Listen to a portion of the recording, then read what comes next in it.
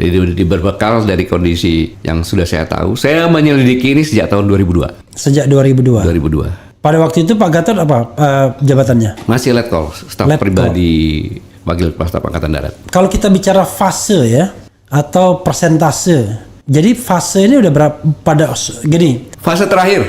Ini udah fase terakhir, tinggal gongnya gitu ya? Iya, karena bagaimanapun juga para generasi muda inilah yang akan menerima tongkat estafet kepemimpinan di negeri ini. Dialah nanti yang akan menjabat mulai dari RT sampai dengan presiden yang mengelola negara ini. Oke. Kalau dia nanti mengelolanya sudah hanya sebagai pekerja saja, sebagai buruh saja, sudah terlambat. Masih ada waktu bangkit atau punah. Waduh, ngeri-ngeri sedap. Loh, kalau memang presiden ini memang penyintai rakyatnya, mau demokrasi tegak, ya kan, hukum tidak pilih pandang, tidak tajam ke bawah, tumbul ke atas. Ini bukan soal tajam nih Pak Gatot, ini menggunakan undang-undang yang sudah tidak layak digunakan lagi ini. Ini silat ini bukan lagi itu ya. Iya. Nah, jadi berani apa tidak itu kan?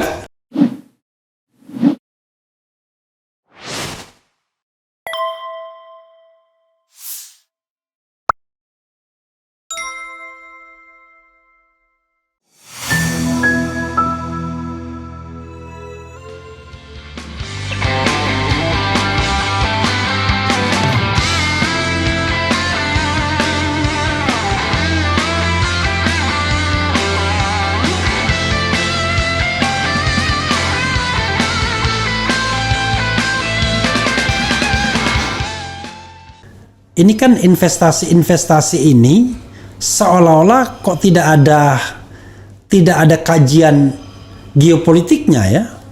Misalnya padahal kalau kita lihat jelas tuh negara seperti China itu tidak hanya sekedar investasi for the sake of economy, hanya semata-mata soal pertimbangan ekonomi, tapi dia selalu pertimbangan geopolitik kan. Bahkan investasi itu semacam invasi. Ada beberapa negara yang sudah kena debt trap, jebakan utang. Kita juga hampir kena tuh di kereta cepat misalnya. Muncul kalau tidak salah Perpres atau Kepres gitu, nanti dicek APBN lagi, ya kan? APBN ya. Iya, untuk sebenarnya dia tidak mention langsung APBN, tapi jaminan itu kan sendiri mau tidak mau kan akhirnya kan. Nah ini kan kalau seandainya something happen dengan proyek ini, maka ya jaminannya adalah negara ini. Leher, ibaratnya kita menyerahkan urat nadi, kan apalagi urat nadi negara ini kan APBN. Kalau sudah masuk ke jantungnya sana, kan nggak bisa lagi.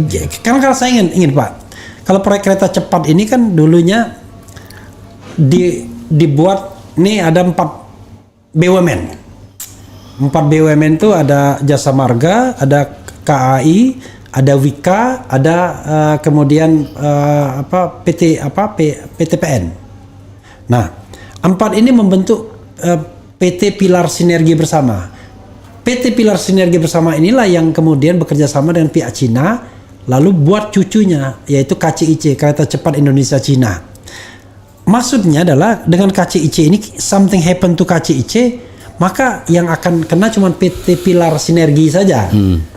Tapi kan pihak China tahu ini PT bodong yang nggak ada duitnya, yang cuma menampung uang dari 4 BUMN. Kalau sekarang tidak hanya soal BUMN-nya yang harus memberikan jaminan, langsung masuk kepada kebijakan pemerintahnya. Nah, kalau secara geopolitik Pak ya, misalnya investasi seperti itu, apa iya sih tidak dilihat dari sisi geopolitik, pertahanan dan lain sebagainya? Bikin pabrik kaca di sebuah pulau yang mungkin bisa akan menjadi tempat resort atau untuk deploy sebanyak mungkin tenaga kerja, dan akhirnya pulau itu hilang secara de facto. Secara de jure masih milik kita, tapi secara de facto sudah bisa milik orang asing jadinya. Gimana Pak? Bung Levi, boleh nggak saya bicara agak panjang? Boleh, silakan. Saya kan dulu pernah menyampaikan di sini. Iya. Kalau saya seorang presiden atau perdana menteri di suatu negara yang luas, penduduk saya sangat banyak, ya kan? Dan saya khawatir sumber daya alam yang ada di tempat saya ini tidak bisa untuk menghidupi rakyat saya ke depan, kan gitu, dan overload. Kebetulan penduduk di negara yang akan saya program ini banyak juga penduduk yang sebangsa dengan saya yang sudah dari sana, gitu kan. Yeah. Maka yang pertama kali saya dengan cara yang manis, yang saya lakukan adalah dengan modus investasi dan bisnis, yaitu ya pertambangan, kehutanan, perkebunan, perikanan, properti dan lain-lainnya. Itu yang pertama kali saya galakan dulu, kan gitu. Nah kemudian simultan dengan itu saya akan mengkondisikan negara yang saya jadi sasaran itu, kayak gitu. Saya suap penguasanya, kayak gitu, sampai pusat maupun daerah.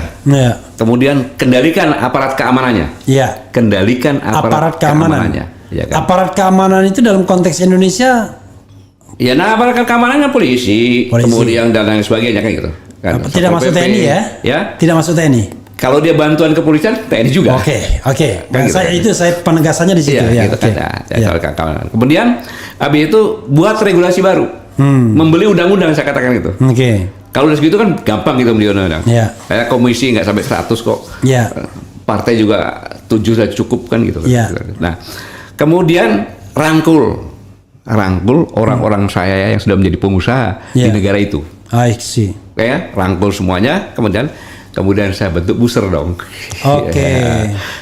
Kemudian yang pro negara saya boosternya itu, ini baik begini.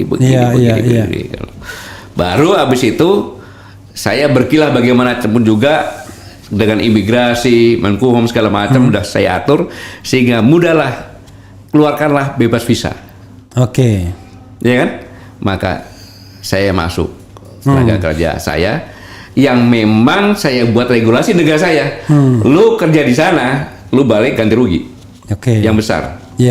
Kan gitu. Tapi kalau lu di sana, tinggal di sana dan bisa beranak pindah, lu akan menjadi warga negara kehormatan. Pada bagian ini saya jelaskan lagi tegaskan bahwa mereka yang dideploy ke Indonesia lah langsungnya itu diancam tidak boleh balik. Ke negaranya. Kalau balik ganti rugi besar. Kalau balik balik ganti rugi, tapi kalau nggak balik dapat reward. Kira-kira begitu. Gitu kan? Sehingga dia tidak punya pilihan kecuali dia stay di situ. Nah, dari ini ya kan, saya masuknya macam-macam tahapannya. Ada yang turis lah kan gitu. Tetapi dalam tenaga kerja itu saya sisipkan para militer. Orang yang terlatih ya. Saya sudah membuat segala macamnya. Buat kamu EKTP segala macam. Saya buatlah EKTP negara yang saya kan.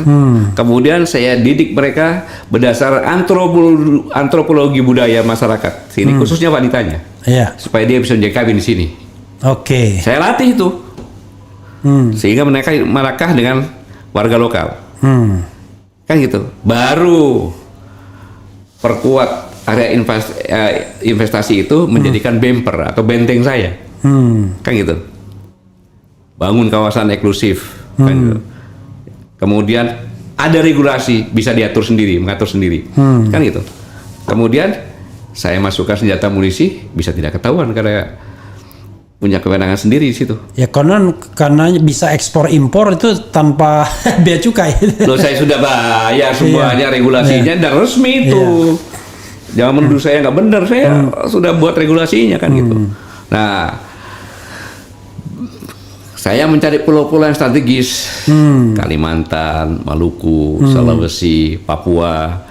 Mulailah saya kuasai pelabuhan, buat perusahaan di India, di mana segala macam, masuk untuk menguasai bandaranya segala macam, kan gitu kan. Nah, setelah itu baru dengan demikian maka saya bisa memasukkan sebanyak-banyaknya. Kalau saya lihat negara Indonesia ini ada sekitar 270, ya kan, tahap pertama minimal 50 juta. Ya, terus sampai berimbang, gitu. Bangun pangkalan militer kecil, nggak ketahuan kok, dibangun di pulau-pulau luar, di Kalimantan, Maluku, sehingga dari 50 saya tingkatkan menjadi 100. Dan sebagian besar adalah tentara yang menyamar apapun dia, gitu loh. Nah, kemudian saya membuat aturan juga. Tujuannya Pak, saya harus melindungi dong, aset saya udah banyak kok.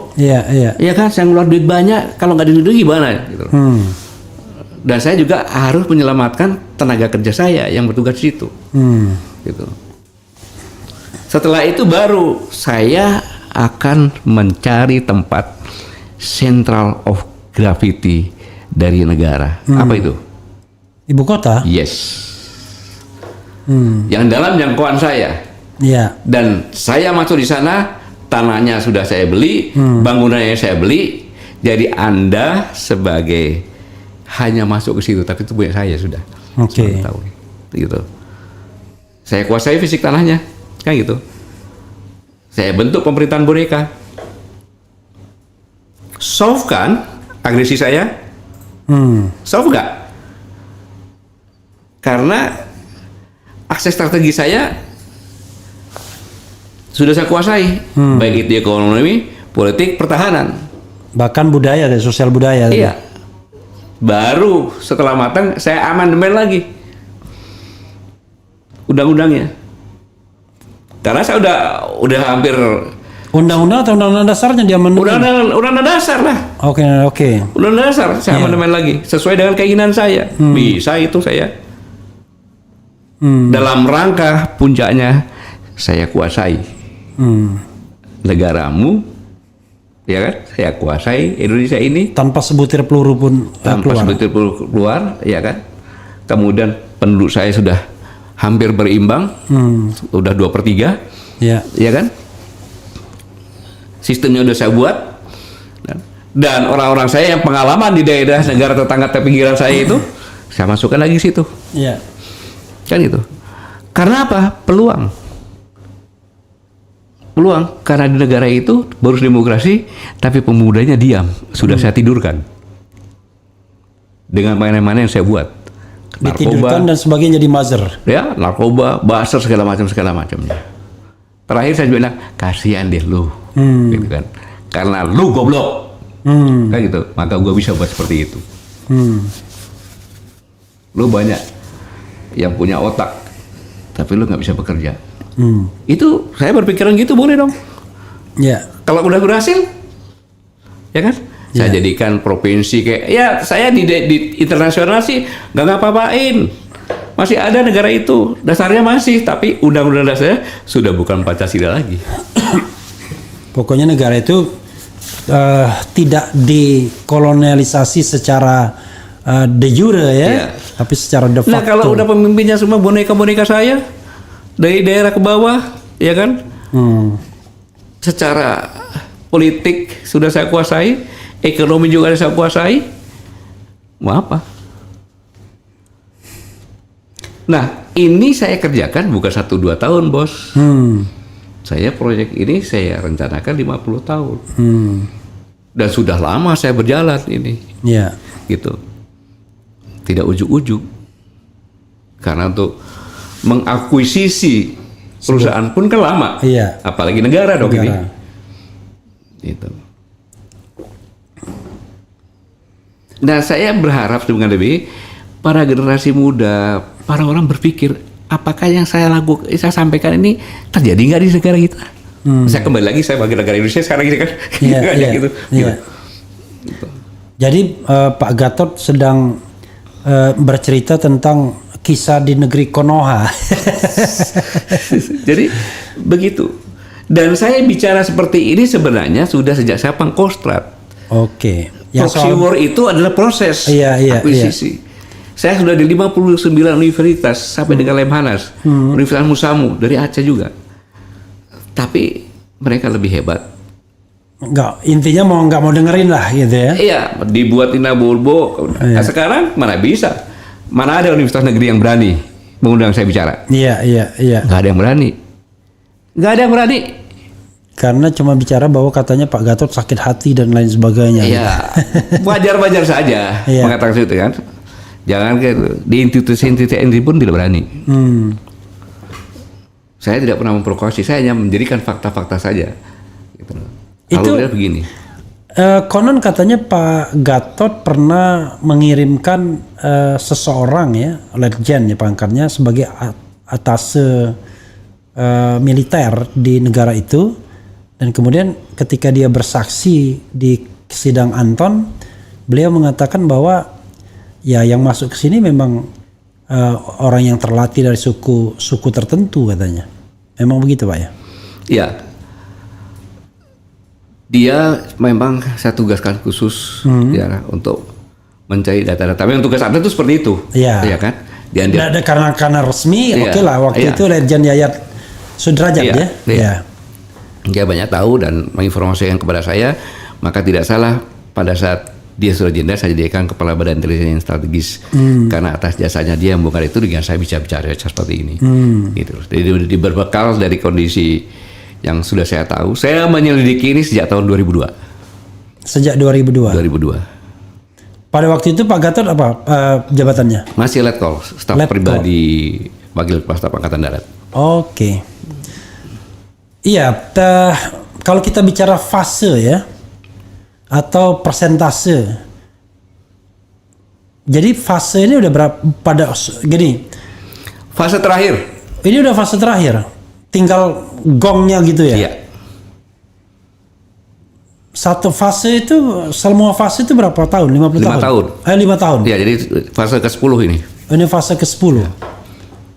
Kalau kita begini-gini saja, ya. Ingat omongan saya, tidak sampai 5 tahun lagi selesai.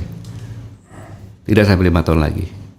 Ya paling-paling kalau udah saya, oh benar ya, Pak Gatot pernah ngomong gitu, paling gitu aja. Dan kita sedih banget di negara kita kalau begitu ya.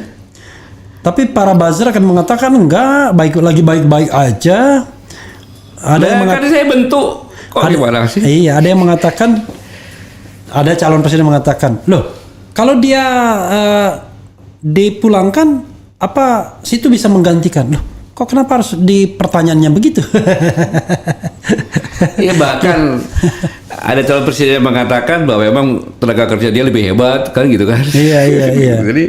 Jadi emang sudah begitunya gitu. Nah, saya menyampaikan ini hanya untuk mengingatkan saja. Mari kita melek, mari kita berpikir, mari kita melihat tanda-tanda zaman kan gitu. Mari kita melihat semuanya yang ada, apakah yang saya sampaikan itu ucapan jempol atau benar. Saya kadang-kadang ini mohon maaf ya, kan kalau saya ngomong sama Pak Gatot kan tidak marah juga. Saya khawatir ini mohon maaf nih.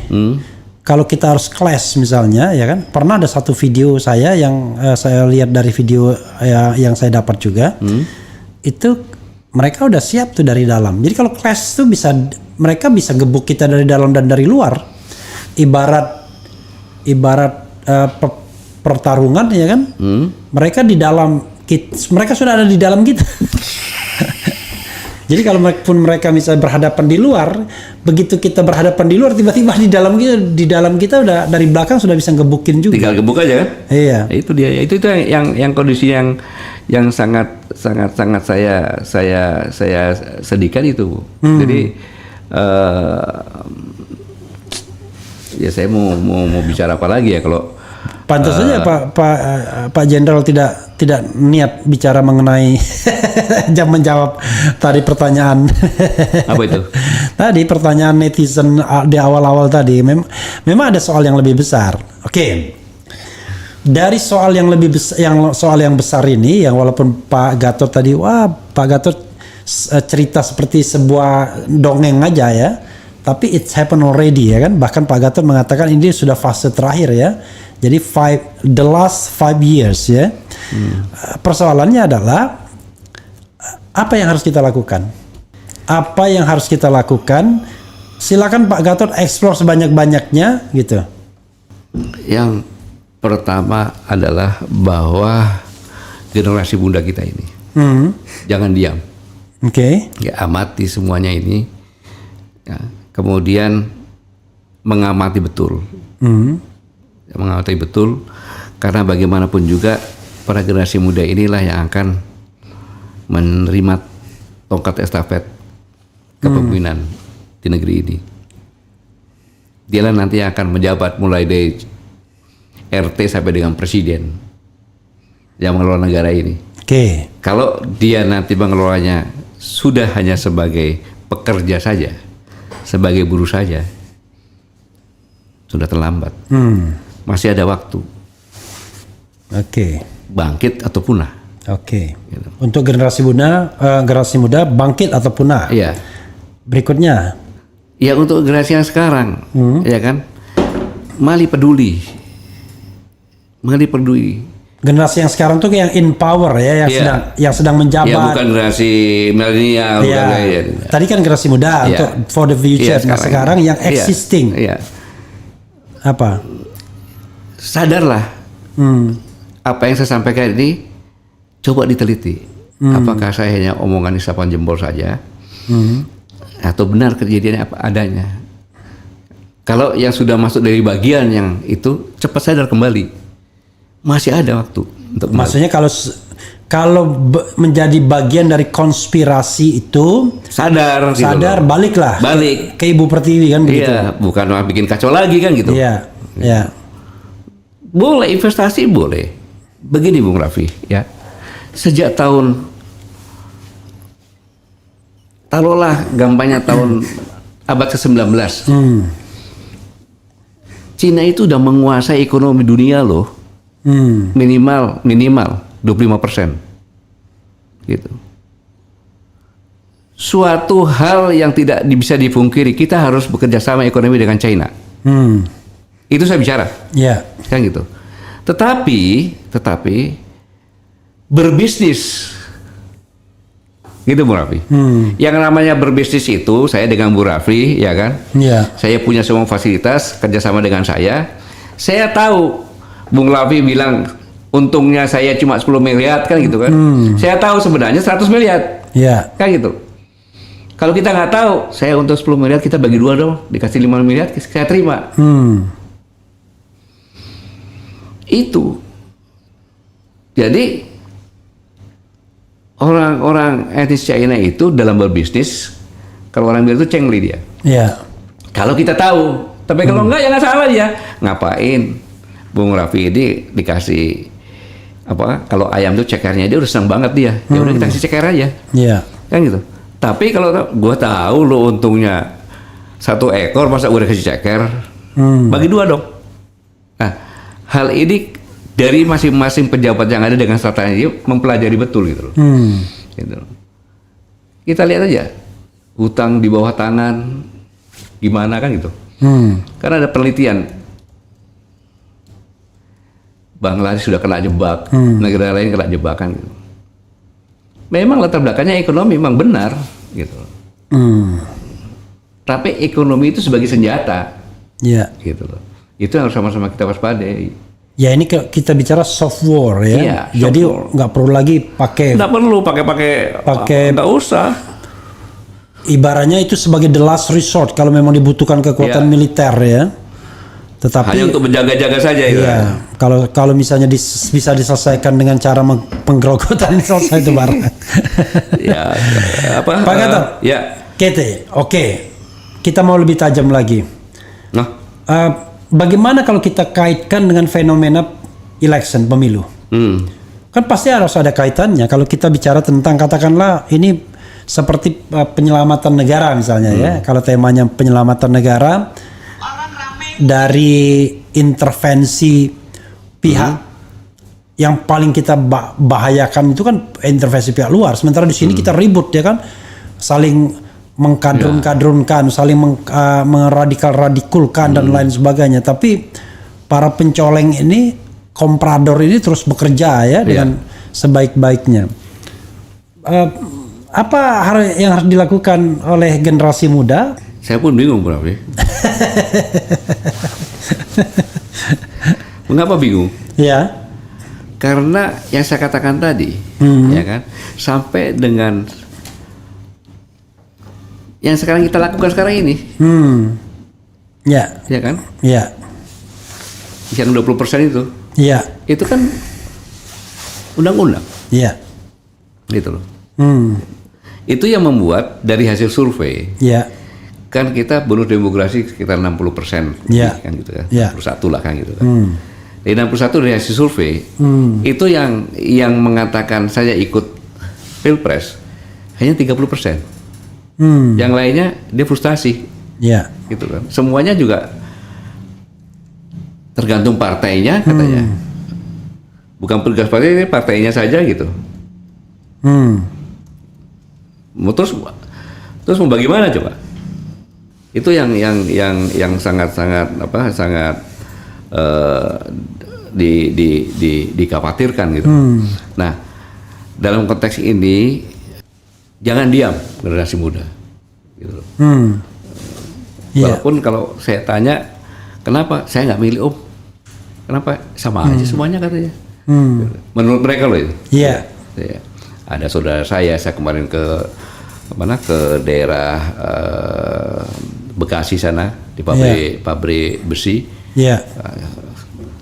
Ngobrol-ngobrol, ini anak saya Pak, dia barusan lulusan begini. Kamu nanti pilih nggak? Nggak Om, kenapa? Siapa yang mau dipilih? Dia bilang gitu. Nah, kalau ini kan masuk jebakan sudah kan gitu. Iya. Nah, inilah yang saya sangat disayangkan. Tetapi kita masih punya harapan, ya. Mudah-mudahan nanti pada saat selesai pendaftaran bisa terlihat itu. Gitu. Karena variabelnya masih sangat tinggi. Ini bagian terakhir kita akan tanya.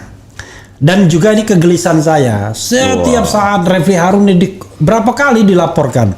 Kita yang dilempar botol, saya juga yang dilaporkan. Negara ini gimana rasanya ya? Yaitu kegalauan saya yang luar biasa tentang Undang-Undang 1 1946. Kita ambil satu dulu lah Pak. Kita nggak usah bilang Undang-Undang ITE, Undang-Undang Omnibus Law, Undang-Undang Minerba, Undang-Undang KPK, Undang-Undang KUHP itu yang semuanya dianggap bermasalah. Tapi satu saja undang-undang, Undang-Undang 1 1946. Ini undang-undang yang entah Bapak sadar apa enggak ya. Ini yang memenjarakan anak buah Pak Gatot ya kan di kami. Let's say kalau nggak mau dibilang anak buah, kolega lah ya kan. Nah, Jumhur Hidayat, Syahganda Nainggolan, Anton Permana, kemudian Edi Mulyadi. Saya tidak tahu Edi Mulyadi itu kena 1946 atau kena yang lain ya. Nanti kita cek lagi Edi Mulyadi karena dia dibenturkan juga dengan konflik horizontal jadinya. Rocky Gerung juga diutak-atik dengan undang-undang ini. Jadi undang-undang ini adalah Undang-Undang Nomor 1 1946 tentang peraturan hukum pidana yang mengubah beberapa aturan di dalam kitab Undang-Undang Hukum Pidana yang terkait dengan menyebarkan berita bohong. Bukan hanya produsennya saja yang dilaporkan, mereka yang menyebarkan, kan istilah menyebarkan itu kan istilah yang kalau kita by intention, Pak. Misalnya, waduh, ini udah jelas berita bohong. Kayak kita tahu lah berita bohong. Lalu yuk kita sebarkan sama-sama. Kan itu by intention. Tapi ini tiba-tiba Rocky Gerung bikin orasi ilmiah di depan KSPSI, lalu sama KSPSI di live kan, lalu channel Refli Harun ikut menyiarkan. Saya juga yang dilaporkan. Saya bilang lama-lama kita nggak bisa ngapa-ngapain. Percakapan kita gini saja Pak, kalau kita dipotong-potong, Bapak dibilang menyebarkan berita bohong, kenapa kita dua-duanya, ya kan? Wah, Bapak sudah menyebarkan berita bohong mengenai proxy war dan lain sebagainya. Padahal kalau dalam sejarah tradisi ilmiah, ya kalau nggak setuju kan bantah, ya kan? Ya saya terpaksa lah ngomong apa adanya, susah juga kan? Ada misalnya orang bicara tentang bikin buku tentang ijazah seseorang, wah Anda berita bohong. Akhirnya orang nggak peduli. Anton Permana nulis TNI Kusain, TNI Kumalang, berita bohong. Jumhur Hidayat menulis tentang Omnibus Law, berita bohong. Akhirnya berita bohong itu adalah sebuah opini yang tidak disukai oleh penguasa. Kalau opini yang disukai penguasa bukan berita bohong. Akhirnya ya banyak yang kena, dan yang lebih parah lagi ya yang kena di Habib Rizik. Bagaimana kesehatannya Bib? Alhamdulillah sehat-sehat saja. Terima kasih kepada rumah sakit gini-gini. Kena berita bohong juga. Direktur rumah sakitnya juga kena juga. Menantunya kena juga. Luar biasa akhirnya. Pak Gatot. Apa yang Pak Gatot ingin underlining, garis bawahi terhadap Undang-Undang 1 1946 yang jelas-jelas menurut saya sudah memenggal demokrasi kita. Ini nggak ada bedanya negara kita ini seperti Korea Selatan, Korea Utara kalau begitu caranya. Orang ngomong berbeda pendapat, laporkan masuk penjara, dan celakanya menggunakan kelompok masyarakat. Jadi negara sengaja mengadu kelompok masyarakat sehingga muncul konflik horizontal. Kalau kurang hot, dibikinlah demonstrasi bayaran biar kemudian keonarannya tercapai. Udah, frankly speaking, ya kan? Ya, itu kan strategi. Ya, oke. Apa yang ingin Pak Gatot garis bawahi dalam konteks ini bagian terakhir interview kita. Bang Refri, demokrasi itu pelaksanaannya kan itu hukum, konstitusi kan. Iya. Ya kan? Kalau konstitusi tidak berjalan dengan benar, demokrasi itu nggak ada. Kan gitu. Pertanyaannya, apakah masih ada demokrasi di negeri ini? Ya. Tuh. Yang kedua, Bung Raffi, ketika pemerintah Belanda melihat sudah berbahaya pada tahun 1943, maka bulan Maret gubernur militer membuatlah undang-undang. 1943 ya? 1943 kalau nggak salah 42. Gitu. Oke. Itu. 1942 harusnya sebelum Jepang masuk ya? Ya harusnya. Oke. Itu, ya. Bulan Maret itu. Iya. Nah, undang-undang itu ya menjadi Undang-Undang Nomor 1 1946. Mungkin baru Raffi lebih tahu sendiri. Oke. Ya. Itu bukan dirubah, tidak. Ya. Persis sama. Hanya dalam Undang-Undang Nomor 146 itu dikatakan bahwa kalau tulisannya Dutch itu berarti negara Indonesia kan, RI kan gitu. Kalau tulisannya gubernur militer itu berarti presiden. Benar nggak itu undang-undang itu? Silakan baca dong. Oke. Artinya itu adalah undang-undang yang sengaja dibuat kolonial, ya kan, untuk masyarakat yang dijajah oleh dia, supaya tidak bisa bergerak. Kan gitu. Karena begitu dikatakan bohong, ya kan? Mana buktinya bohong? Ada demonstrasi kok. Apa susahnya bikin demonstrasi? Bu Rocky rumahnya kan dilemparin demonstrasi kan? Itu. Jadi ini adalah undang-undang frustasi. Begitu pimpinan memberikan order harus masukkan penjara, nggak ada alternatif lain, paling gampang itu. Gitu. Karena penjajah itu begitu ditangkap dituduh udah pasti masuk dia. Ya. Pertanyaannya, kita sudah 78 tahun merdeka, Bung. Kok tega-teganya menghidupkan lagi undang-undang itu? Undang-undang kolonialisme untuk rajanya sendiri. Kan gitu. Saya mau bilang itu tidak punya akal. Orang-orang pinter yang orang-orang pendidikan. Kan gitu. Nah, untuk itu Bung Raffi, saya menghimbau pada seluruh anak bangsa, khususnya generasi muda. Ya kita mulai dari hal-hal yang kecil lah untuk mengembalikan ini. Kan gitu. Mari sama-sama kita wujudkan, ya kan, untuk kontrak sosial. Kalau terpilih, maka yang pertama kali adalah mencabut Undang-Undang Nomor 1 tahun 1946.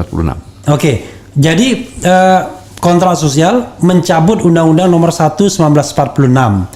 Dan itu mungkin saja dengan perbu kalau dia presiden kan, dan bisa dengan perbu. Dan dia bisa kendalikan sendiri kan? Artinya tidak perlu yang lain-lain. Nggak perlu, bisa itu.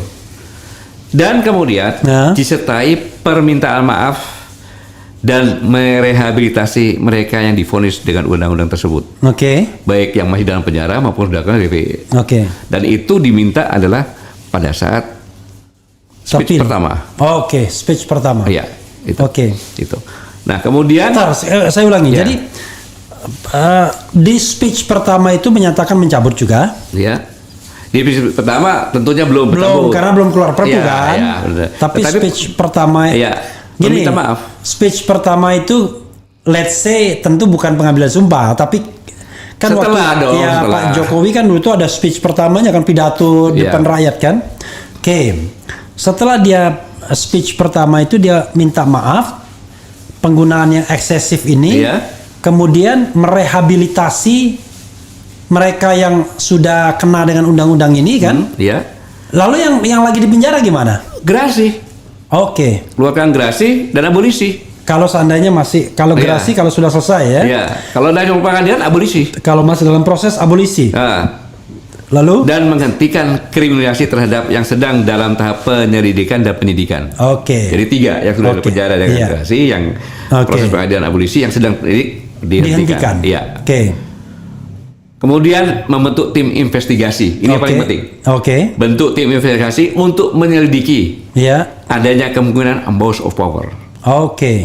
Ya kan? terhadap penggunaan Undang-Undang Nomor 1/1946 yang masif untuk memenjarakan masyarakat, ulama dan aktivis. Kan gitu. Nah, hal ini investigasi itu bukan hanya penyidiknya saja, penuntutnya juga, yang memutuskan juga, hakim juga. Di belakang itu siapa yang memerintahkan juga. Gitu. Waduh, ngeri-ngeri sedap. Loh, kalau memang presiden ini memang penyintai rakyatnya, mau demokrasi tegak, ya kan, hukum tidak pilih pandang, tidak tajam ke bawah, tumbul ke atas. Ini bukan soal tajam nih, Pak Gatot. Ini menggunakan undang-undang yang sudah tidak layak digunakan lagi ini. Ini silat ini bukan lagi itu ya. Nah, jadi ya berani apa tidak itu kan? Ada etikat baik apa tidak? Maka saya minta masyarakat yang minta kontrak politik ini. Ya, saya membayangkan Pak Gatot ya, kontrak politik ini kan ada kontrak politik yang masuk akal, ada yang nggak masuk akal. Yang nggak masuk akal tuh misalnya langsung mensejahterakan rakyat. Ini nggak neko-neko kok, sederhana kok. Iya. Dan ini, semuanya berdasarkan landasan hukum. Iya, dan bisa ini dilakukan. Dan ini measurable, terukur kan. Jadi kalau misalnya hari pertama bikin perpu yang mencabut Undang-Undang 1/1946 mudah ya kan. Kemudian minta maaf bisa. Ya. Kemudian membebaskan yang gerasi bisa. Abolisi bisa. Menyetop penyidikan bisa semua. Bentuk investigasi bisa. Ya. Walaupun ini yang agak berat, bagian ini yang akan berat nanti. Tapi ya harus dilakukan. Kalau misalnya masa kita main lupakan aja masa lalu. Masalahnya kalau nggak diberi pelajaran seperti ini, ya ganti presiden, coba ganti nama doang, nggak berubah apa-apanya. Kan kita kan ingin perubahan semuanya. Dan ini test case. Ya ini jadi test case. Iya, berani nggak dia melakukan kontak politik? Kalau nggak ya ngapain lagi pilih yang gitu kan? Itu aja sudah.